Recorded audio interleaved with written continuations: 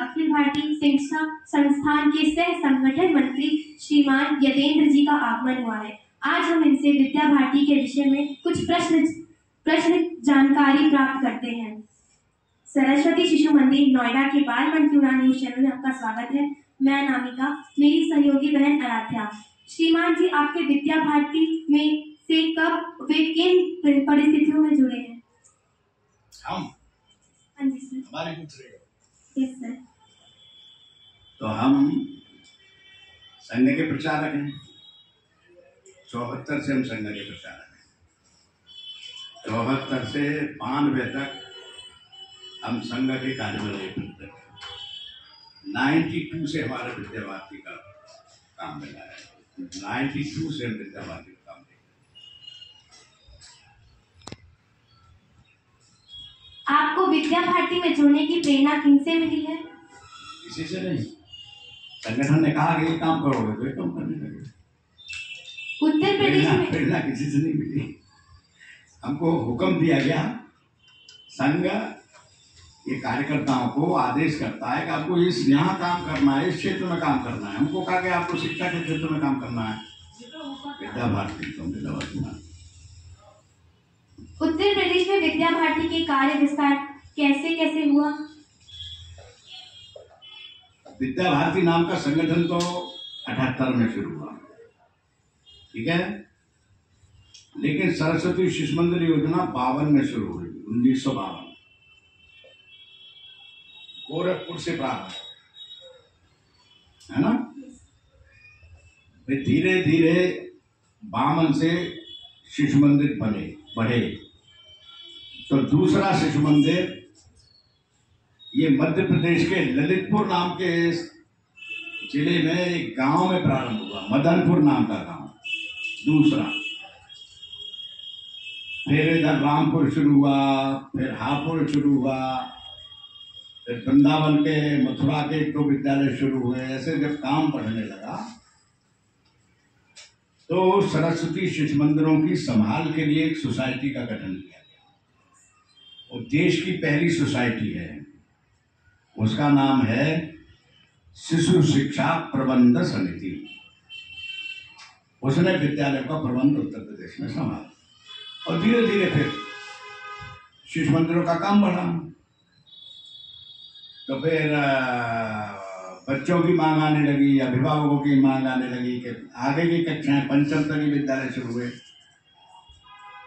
तो फिर विद्या मंदिर शुरू किए गए, सरस्वती विद्या मंदिर स्वतंत्र शुरू किए गए, स्वतंत्र रचना बनी और 72 में उसकी सोसाइटी बनी। यात्रा के कार्यक्रम में कोई प्रेरणादायी प्रसंग या उनके विषय में बताइए। विद्या भारती के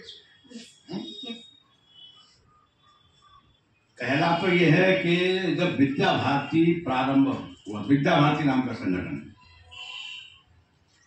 ये 78 में शुरू हुआ है, आपातकाल के बाद। तो आपातकाल तक देश में लगभग 600 संस्थाएं हो गई। तो ये विचार है कि देश भर का कोई एक संगठन खड़ा किया जाए शिक्षा में, जो देश की शिक्षा को दिशा दे, देश की स्वतंत्र भारत की शिक्षा को प्रेरणा दे, भारतीय विचारों को लेकर चले। तो उस समय एक शिविर का निर्णय हुआ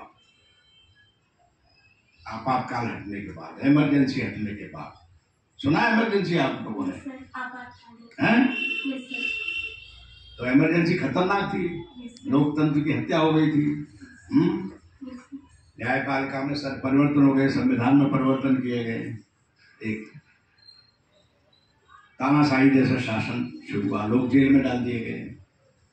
तो फिर जब आपातकाल हटा और देश में लोकतांत्रिक व्यवस्था निर्माण हुई, तो फिर ये तय हुआ कि बच्चों का एक शिविर किया जाए।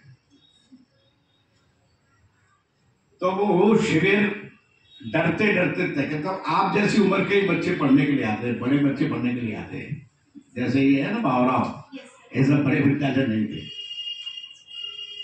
तो वो शिविर कक्षा 4 से और कक्षा 6 तक प्रारंभ का था। एक 14 वर्ष की आयु के साथ 14 वर्ष की आयु के बच्चों का शिविर। तो कहा गया कि 10,000 बच्चे इकट्ठे करें, लेकिन उसकी रचना खड़ी हुई, उसकी व्यवस्था खड़ी हुई, उसकी तैयारी शुरू हुई तो उत्साह निर्माण हो, तो वो शिविर 10,000 की जगह 16,000 का हो। उसका नाम था शिशु संगम। प्रकाश जी शायद थे कि नहीं थे, गए होंगे ये उसमें, तो मेरे पास विद्या भारती का दायित्व तो नहीं था। तो शिशु संगम हुआ, 10,000 से 16,000 की संख्या, इतना उत्साह निर्माण हुआ।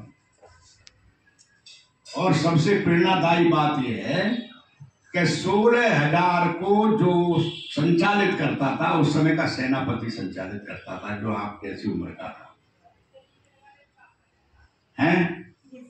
वो आजकल आपके ही पास का था सेनापति, और वो सेनापति और प्रधानमंत्री यही करते थे। तो उसमें राष्ट्रपति आए, नीलम संजीव रेड्डी, उसमें उस समय के रक्षा मंत्री आए जगजीवन राम,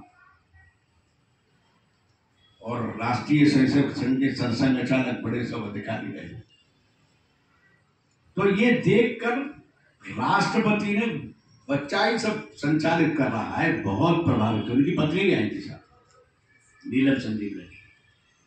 तो अपने बच्चों में नेतृत्व क्षमता, कमांडिंग पावर इतनी थी कि वो सेनापति जब छोड़ने के लिए गया, केन उसके हाथ में थी, हैट उसके पास था, ड्रेस वो पहना था, और कार में जब वो उनकी पत्नी बैठने लगी, वो बैठने लगे नीलम संजीव रेड्डी, तो इसने जो सलूट मारा वो इतने सैनिक भाव से मारा कि वो प्रभावित हुई, कार से नीचे उतरी और उसको चूमा बच्चे।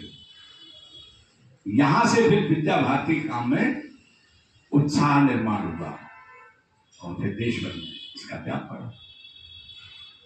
बाकी छोटी मोटी बहुत काम कथाएं हैं, एक बड़ी कथा सुनाई मैंने। विद्या भारती में लंबे समय से कार्य करते समय आपको कैसा अनुभव हो रहा है? अच्छा हो रहा है।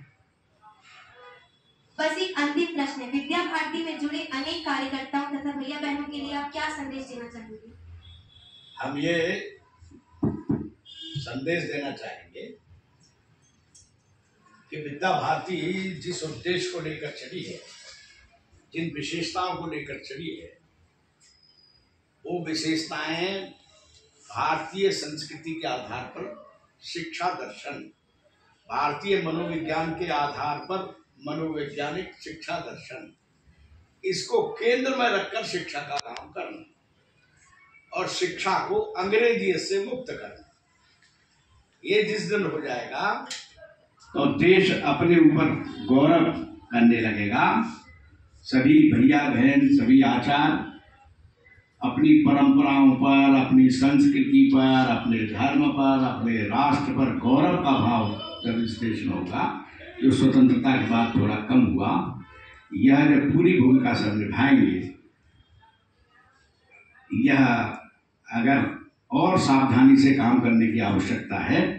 इसीलिए शिक्षा को, भारतीयकरण को लेकर हमारा संपूर्ण विद्यालय उस प्रकार की प्रेरणा शिक्षा जगत को दे। जितने भी पब्लिक स्कूल, शासकीय स्कूल चल रहे हैं, वो सब विद्या भारती की प्रेरणा से चले।